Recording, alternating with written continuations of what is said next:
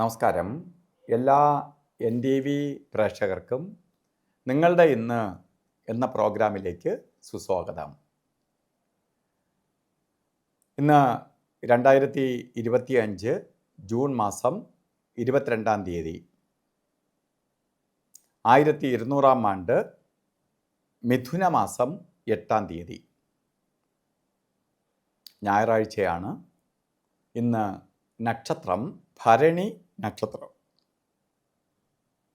ഭരണി നക്ഷത്രം ശരിക്കും പറഞ്ഞാൽ ശുഭനക്ഷത്രങ്ങളിൽ പെടുന്നതല്ല. ഭരണി നക്ഷത്രമാണ്.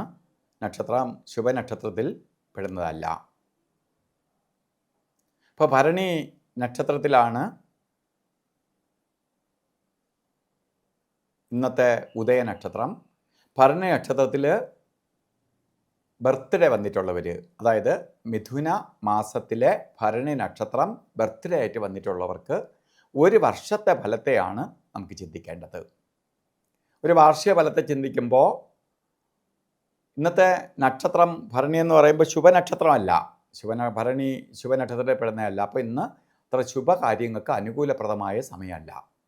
പക്ഷെ ബർത്ത്ഡേ വന്നിട്ടുള്ളവർക്ക് ഒരു വർഷത്തെ ഫലത്തെ ചിന്തിക്കുമ്പോൾ സൂര്യൻ്റെ ദിവസമാണ് കിട്ടിക്കുന്നത്. സൂര്യൻ എപ്പോഴും പ്രകാശത്തെ കൊടുക്കുന്നവനാണ്. സൂര്യനെ നോക്കി കണ്ട് പോയാൽ, അതായത് പ്രപഞ്ചനാഥനാണ് സൂര്യൻ.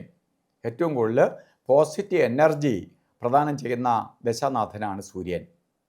അപ്പോൾ സൂര്യനെ എത്രത്തോളം നമുക്ക് പ്രീതിപ്പെടുത്തി കൊണ്ടുപോകാമോ അത്രയും പ്രീതിപ്പെടുത്തി കൊണ്ടുപോകുന്നത് നിങ്ങൾക്ക് ഏറ്റവും ഭാഗ്യദായകമായ അവസ്ഥ ഉണ്ടാവും.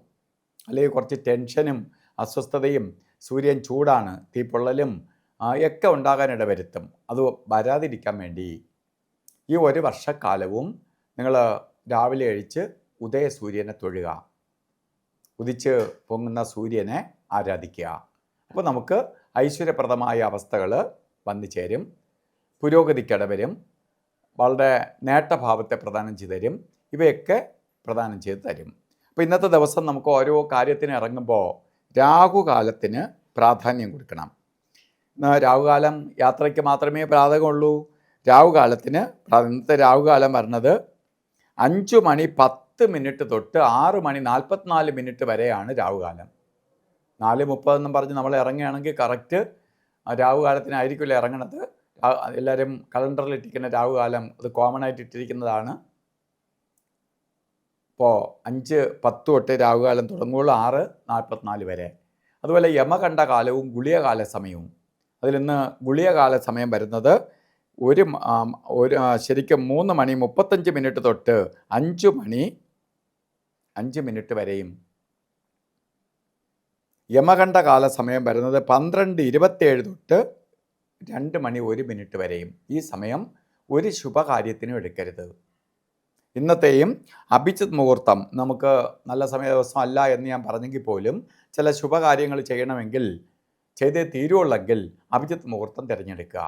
12:03 തൊട്ട് 12:51 വരെ 48 നേരമാണ് അഭിജിത്ത് മുഹൂർത്തത്തിൻ്റെ സമയം. ഈ സമയം നമുക്ക് പ്രപഞ്ചത്തിൽ തന്നെ ഏറ്റവും പോസിറ്റീവ് എനർജി നിൽക്കുന്ന സമയമാണ്. അപ്പോൾ എന്ത് ദോഷത്തെയും മാറ്റി ആ സമയത്തെ നമുക്ക് പോസിറ്റീവായിട്ട്, നമ്മൾ ചെയ്യുന്ന സമയത്തിന് പ്രാധാന്യം കൊടുക്കുന്നത്, ആ സമയത്ത് പോസിറ്റീവ് നിന്നാൽ അത് പോസിറ്റീവായി തീരും. അപ്പോൾ ചെയ്തേ പറ്റുള്ളെങ്കിൽ അഭിജിത്ത് മുഹൂർത്തം തിരഞ്ഞെടുക്കുക. ഇന്ന് ഓരോ കാര്യത്തിന് ഇറങ്ങുമ്പോൾ വസ്ത്രധാരണത്തിന് പ്രാധാന്യം കൊടുക്കുക. വസ്ത്രധാരണത്തിന് പ്രാധാന്യം കൊടുത്തുകൊണ്ട് പോവുക.